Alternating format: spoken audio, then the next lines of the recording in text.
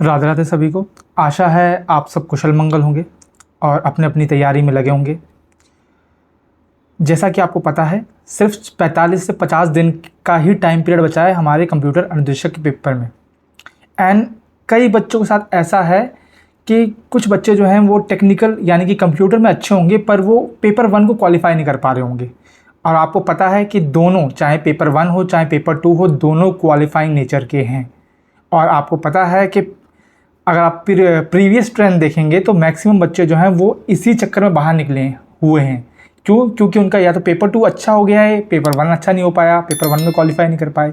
तो मैं आज यहाँ पे पेपर 1 को कैसे क्वालिफाई करें उसकी स्ट्रैटेजी लेके आया हूँ, और मैं आपको पूरा प्रैक्टिकल एंड एनालिसिस करके ये अप्रोच बताने वाला हूँ। और मैं आपको 100% गारंटी देता हूँ कि ये अप्रोच जो है वो आपके लिए बेनिफिशियल साबित होगी 110%।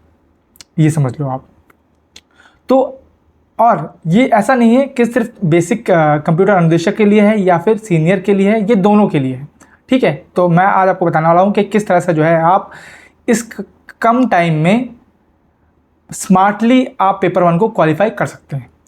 अगर मैं बात करूँ पैटर्न की, तो आपको पता है 100 क्वेश्चंस पेपर 1 में पूछे जाते हैं और 100 क्वेश्चंस जो है पेपर 2 में पूछे जाते हैं। दोनों 100 मार्क्स के होते हैं और दोनों के लिए 2 घंटे का समय मिलता है। परंतु पेपर 1 जो है वो जनरल साइंस या फिर जनरल आप जो स्टडीज़ बोल लो उससे रिलेटेड होता है, जिसमें आपको राजस्थान का जीके देखने को मिलेगा, रीजनिंग देखने को मिलेगा, मेंटल एबिलिटी यानी कि मैथ्स देखने को मिलेगा, न्यूमरेसी, डीआई और साइंस, बेसिक साइंस जो है वो देखने को मिलेगा। वहीं सब पेपर 2 जो है वो पूरा का पूरा सब्जेक्चुअल होता है। ठीक है, जहाँ पे आपको सिर्फ और सिर्फ जो है टेक्निकल यानी कि कंप्यूटर साइंस प्लस पेडागॉगी के क्वेश्चंस कम आते पर इंपॉर्टेंट है, तो ये आपको देखने को मिलेगा। और आपको पता है अगर आप यूआर हैं या फिर जनरल से हैं तो आपका 40% मार्क्स यानी कि 40% लाना जो है दोनों पेपर में अनिवार्य है, मैंडेटरी है। अगर आप एक में भी क्वालिफाई नहीं कर पाते हैं तो आप इस पोस्ट के लिए क्वालिफाई नहीं कर पाएंगे। वहीं अगर एसटीएससी की बात करूं तो ये 35% है यानी कि 35 मार्क्स। तो ये आपकी बेसिक जानकारी है। अब मैं अगर बात करूं कि आप किस तरह से पेपर निकालेंगे, तो पहले उसके लिए हमें पेपर 1 का सिलेबस देखना पड़ेगा। तो यहाँ पे मैंने आपके लिए सिलेबस लगा रखा है। तो अगर मैं सिंपली डिवाइड करूं तो पेपर 1 को मैं 2 हिस्सों में डिवाइड कर सकता हूं, पार्ट 1 और पार्ट 2 में। पार्ट 1 में आपको राजस्थान से रिलेटेड चीज़ देखने को मिलेगी। ठीक है, राजस्थान का आर्ट एंड कल्चर हो गया, हिस्ट्री होगी, ज्योग्राफी होगी, जनरल साइंस होगी और करंट अफेयर ऑफ राजस्थान हो गया। पार्ट 2 की बात करूं, यहाँ पे आपका जो है क्वेश्चंस वो जनरल एबिलिटीज़ हैं। इसमें मतलब कि मैथ्स प्लस रीजनिंग, आप यहाँ पे लिख लो, मैथ्स प्लस रीजनिंग से क्वेश्चंस बनते हैं। और अगर मैं आपको थोड़ा सा और अच्छे से बताऊं तो ये जो मैथ्स और रीजनिंग है ये क्लास 10th लेवल की आती है। ये चीज़ आपको समझनी है और यही चीज़ आपको बेनिफिट देने वाली है। अगर मैं जनरल एबिलिटी की बात करूं तो इसमें आप logical reasoning, analytical ability, decision making, problem solving, general mental ability, basic numeracy जिसमें आपके नंबर एंड रिलेशन वाले जो आ जाएंगे, और डीआई यानी कि डेटा इंटरप्रिटेशन यानी कि ग्राफ हो गया, चार्ट्स हो गया, टेबल्स हो गया, ये सब इसमें आ जाएगा। और यहाँ पर साफ साफ मेंशन है क्लास 10 लेवल का लगभग पूछा जाता है। अब ये सब तो सबको पता है क्योंकि ये ऑफिशियल नोटिफिकेशन में ये सिलेबस दे रखा है, लेकिन अब निकालना कैसे है? तो ये जो इसका जो आंसर है वो छुपा हुआ है प्रीवियस ईयर के पेपर में। अगर प्रीवियस ईयर के पेपर को आप ध्यान से एनालाइज करोगे या फिर उससे पहले के पेपर भी आप एनालाइज करोगे तो आपको मोटा मोटा जो है आइडिया मिल जाएगा कि क्वेश्चंस जो है वो कहाँ से पूछे जा रहे हैं। तो वही मैं यहाँ पे बात करूँगा। अगर मैं बात करूँ क्वेश्चंस पूछे जाने की, तो याद रखना 40 से 50 क्वेश्चंस जो हैं वो राजस्थान जीके और करंट अफेयर से पूछे जाते हैं। और इसमें भी स्पेसिफिक है, आर्ट एंड कल्चर से 6 क्वेश्चन लगभग, है ना, और हिस्ट्री से 9 या ज्योग्राफी से 10 और करंट अफेयर से लगभग 8 क्वेश्चन बनते हैं।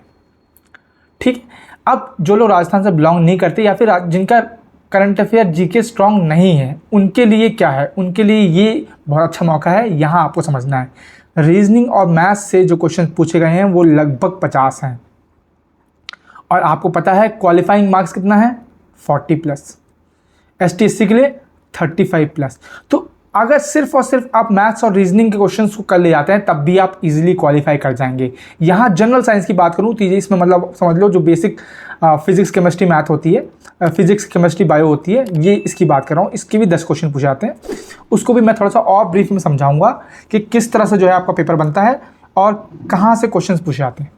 तो ये बेसिक आपका ब्लूप्रिंट है कि कहाँ से क्वेश्चन पूछे गए हैं। ये मैं PYQ एनालिसिस करने के बाद आपको बता रहा हूँ, ठीक है। अब क्या आपको पूरा राजस्थान का जीके पढ़ना है? क्या आपको पूरा मैथ्स और रीजनिंग पूरा पढ़ना है? तो द आंसर इज नो। देखो, अगर क्वेश्चन जो है 80% पेपर जो है वो आपका चुनिंदा या फिर कुछ इंपॉर्टेंट टॉपिक से बनता है। आप जितनी बार भी पेपर प्रीवियस ईयर उठाएंगे वही क्वेश्चंस जो हैं रिपीटेड पूछे गए हैं, उसी टाइप के क्वेश्चंस। तो मतलब कि अब ये 80% सिलेबस क्या है वो मैं आपको बताता हूँ। तो उसके लिए हम थोड़ा सा और डेप्थ में जाएंगे। यहाँ पे अगर मैं बात करूँ रीजनिंग की, तो रीजनिंग से भैया आपके 36 MCQ पूछे गए हैं और ये बेसिक MCQ होते हैं, ज़्यादा हार्ड नहीं होते। इसके लिए जो मैं मेंटल एबिलिटी की PYQ सीरीज़ या फिर PYQ सीरीज़ के क्वेश्चंस में करवा रहा हूँ यूट्यूब पे, वो आप देख सकते हैं। तो उसको आपको बेसिक आइडिया मिल जाएगा कि किस तरह के क्वेश्चन पूछे गए हैं। और अगर मैं थोड़ा सा और डेप्थ में जाऊँ तो आप देख सकते हैं alphabet test and word formation से 4 क्वेश्चन पूछे गए हैं, नॉन वर्बल रीजनिंग से 4 क्वेश्चन पूछे गए हैं, analogy and odd one out से 4 क्वेश्चन पूछे गए हैं, नंबर एंड अल्फ़ा सीरीज से 3 क्वेश्चन, क्लॉक एंड कैलेंडर से 3 क्वेश्चन, मैथमेटिकल ऑपरेशन से 3 question, seating arrangement and ranking से 3 क्वेश्चन,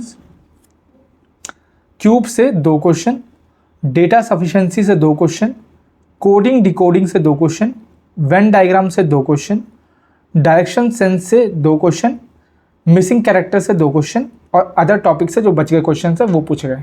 तो आप देख सकते हैं कि ये जो कुछ टॉपिक्स हैं, अब ऐसा नहीं है कि इनका सिलेबस बहुत वास्ट है या फिर ये बहुत डिफ़िकल्ट है।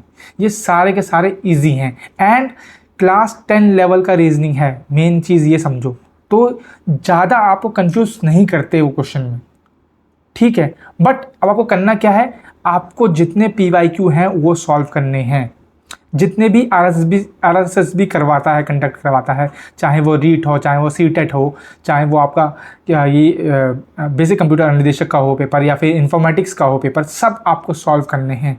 उससे आपको और आइडिया मिल जाएगा कि क्वेश्चंस कहाँ से पूछे जा रहे हैं, ठीक है। ये चीज़ समझनी है। अब ये रीजनिंग की बात होगी।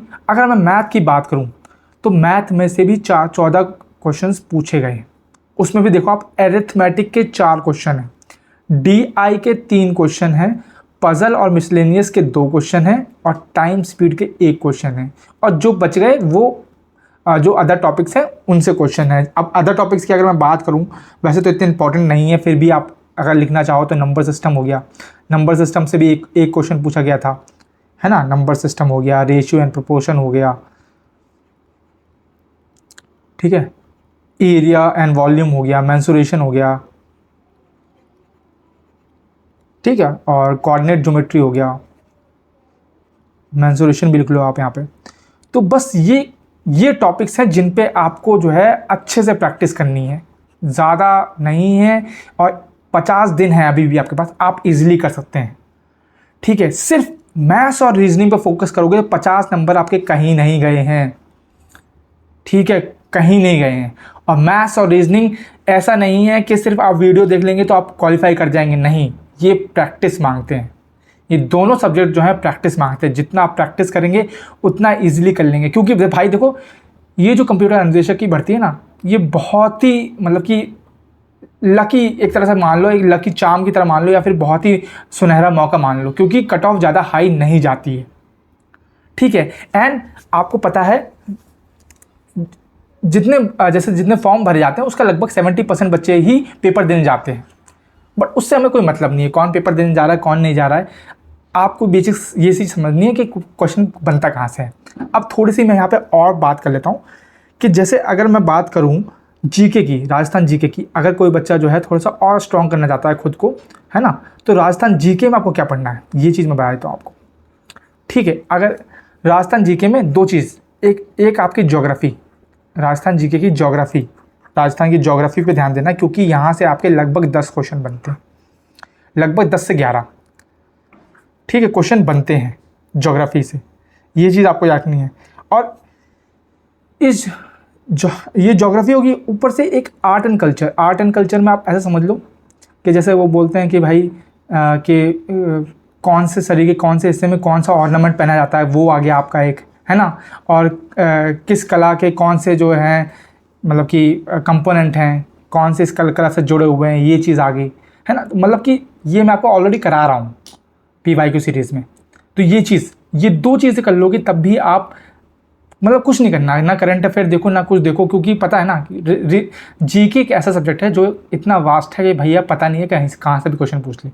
लेकिन आप ये कुछ 2 चीज़ों पर ध्यान दे लोगे तब भी आप जो है 10 नंबर आराम से ले जाओगे, ठीक है। वैसे अगर मैं बात करूँ करंट अफेयर, अगर देखोगे तो करंट अफेयर से 8 क्वेश्चन, लगभग 8-9 क्वेश्चन बने हैं पिछले ट्रेंड के मुकाबले। अब करंट अफेयर की एक बात यह है, ये आपको पूरे इंडिया का नहीं देखना है, सिर्फ और सिर्फ राजस्थान का देखना है। तो ये चीज़ भी आपको मतलब कि बेनिफिट दे सकती है कि सिर्फ राजस्थान का करंट अफेयर देखो। और जैसे पद्मश्री वगैरह किसको मिला है, या फिर ये संगीत नाटक अकेडमी अवार्ड जो है वो किसको मिला है, इससे संबंधित जो है वो ज़्यादातर पूछे जाते हैं। ये होगी बात। अब अगर मैं बात करूँ जनरल साइंस की, तो जनरल साइंस के बारे में अगर मैं बताऊँ तो इससे भी 9 क्वेश्चन आए हैं, लगभग 8 से 9 क्वेश्चन, ठीक है। और जनरल साइंस में भी बेसिक क्वेश्चंस जो हैं, ये 8-9 क्वेश्चन जो हैं, मैक्सिमम क्वेश्चन बायोलॉजी से पूछे गए, है ना। जैसे कि एलिसा टेस्ट जो है वो किससे संबंधित है, या फिर कौन से ऑर्गेनिज्म से कौन सी बीमारी होती है। मतलब 8 क्वेश्चन जो है वो बायोलॉजी से पूछे गए हैं। फिजिक्स से सिर्फ 1 क्वेश्चन पूछा गया, केमिस्ट्री से तो वो भी नहीं पूछा गया। मतलब अगर आप सिर्फ सिंपल बायोलॉजी पे भी ध्यान देंगे तब भी आपके 8 नंबर कहीं नहीं गए, ठीक है। लेकिन अगर फिर भी आप मान लो कि आप साइंस में बहुत कमज़ोर हैं, GK आपसे याद नहीं हो रही है, तब भी मैं आपको सिंपल बता रहा हूँ भाई, मैथ्स और रीजनिंग स्ट्रॉन्ग कर लो।